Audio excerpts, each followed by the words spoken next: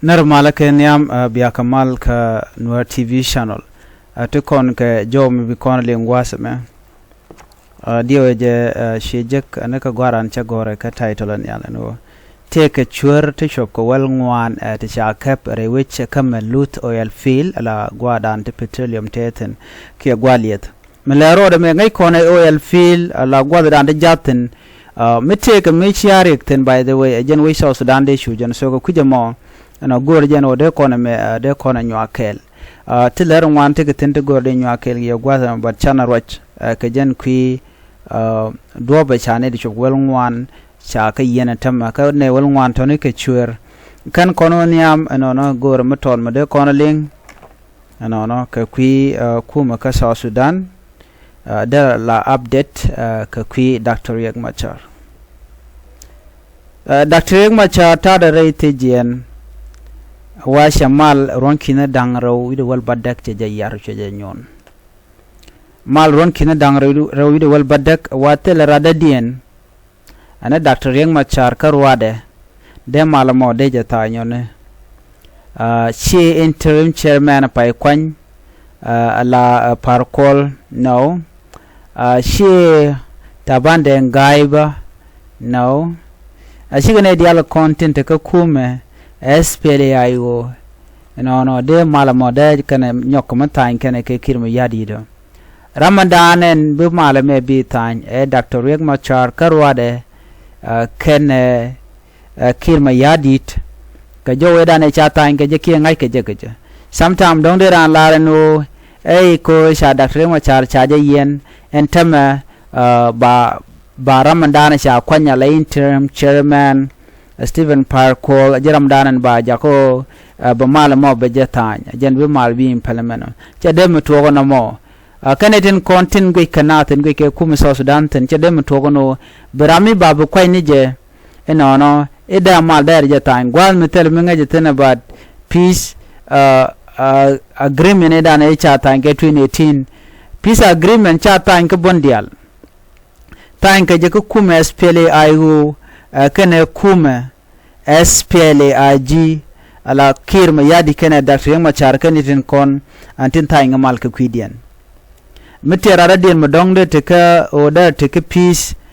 process madongde larno ba malam ba jalat dongde lela gadwe jwal Simon gadwe jwal ka kid gwang faction but chu rami momishit kaniti kokien ashadem to but Ramadan ngai ke long king ke long array mal kaname Dr. Yek Machar me moch Dr. Yek Machar bom di de long ko de jamalo nya che de janre tijen changa man chete ka pa dangraw ne de konte ngut kam belke ke jigat Africa Union ke international community ko ken chikene gwene ken telma gwa milet kana changa man top kan pressure ka kirma yadi de no lun Dr. Yek Machar ngoda wanya na jakabamat kontama Dr. Yek Machar michi nawo gorka de jelun by the way mala gorka lawe jona no yaka wudshal kame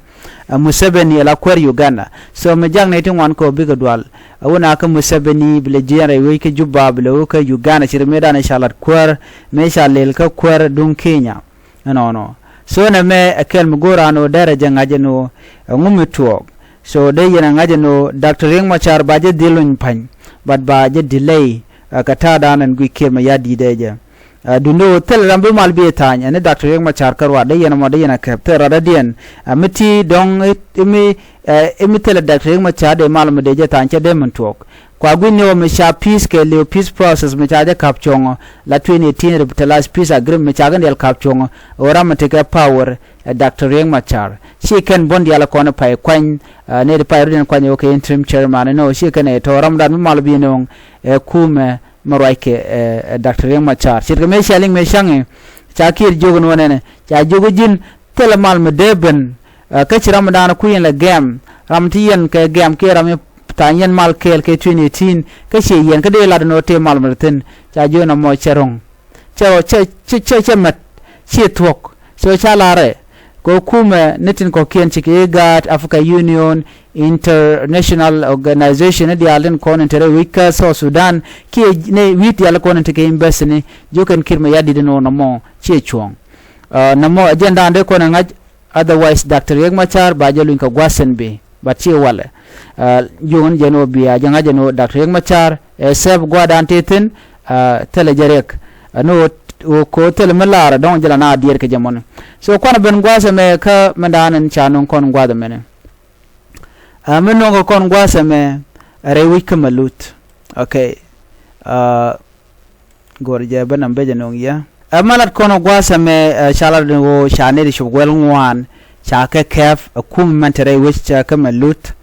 ne dangwel ngwana tone waken chika kwakten kontin la liet ke petroleum la kula kam karar ke wa chicken ka kwal wa transformer ngai kon transformer la transformer jena dan kul carb let ke je wana mon chicken kwalantama mugoro dongde konti ka ngaitin kamandana le roda ne wel ngwan chaka yen kene wel ngwana to 14 individual suspected of sabotage and theft at Malut oil field waken chaka yen police nitin kontin tere wika Malut ko ken chicken wer chicken alat wa chaka yen and winami Malut County Commissioner chene to chaka yen ko ko gwade dana chicken transformer chicken a wike je ke chicken kwal kaje wa sha gote choko jandang rewidun wan rewichin winami la pol chaka caption ke chaka shutdown kume mandan ent gwa let gwatami chane tini ka do brana chalat ke je wa transformer mo chere mengai kon chere ka ta danan la chere ka dun karaba kamala karaba kula non aki be jad bo kula let ba jad kula kamrar ke je wa jen tikana kwalone wa kwal kane je ne dan wal ngwana tama chaka yen police ni da wichin winami ka je wadana chalat wa sha pol jendang ru ngwan chaka gak ko kor gwa sedane che to ke je kashala rigo pol madien diala wa chicken kiti kana shop ala polo ka goten konti la liye de lord ka ba ka lord rar ba ku lat ka baroli ka jowrana shalat ka je chicken la de wonene ka payen be mu we ngot wuchur kan we ka mu kwal kan jat re wujin winami ke kwal kan transformer re wich ka Malut wa bi oil production baro da caption ka ba je shutdown ke liu ka jowrana shalat ka je netin konti la quartin letin ko chala da wo chwer wa shi ngwan long wa shi jan chang an wala kan ka kwalishang dino sha ka mala je ga jawda na shalat ke je mi jakon ko ba de kon tejen wo ngumi mi kwal ke transformer ke jemo no right now gwad me mi jikal lat kenen tam ka tin gor kene dialan content sha transformer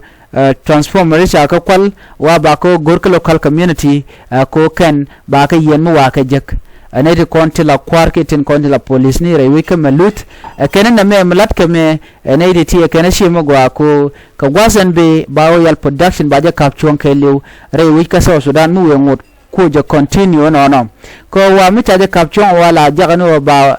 ngade ke le ba ja gak bawo yal field ba ja gak mani oil infrastructure wadon content le tegten akane la ka jako ba ka ga chitko ka jen pai wona tena kan mu ngod kan kam kwal kan ga to ba jedil ga ka joran kan lat ke je ana madara wakan ideal kon le ngajen oil field charge interrupt re which ka Malut ana mo the teenage contin la latin winami and oil production makabro de chong big loss along ka South Sudan na me dar wakan ideal contin na gajen o de kan ler de kan kaling amar dien bu kon lat gwasa me no mishalat ke kwi South Sudan mugoro de konaling okay debnen yana mo debnen tan ngap korodian shala do shirune tan wante mere wich ka South Sudan no ke recordan shanung re wich ka South Sudan wa ngap narodian deb mo ngap narodian keje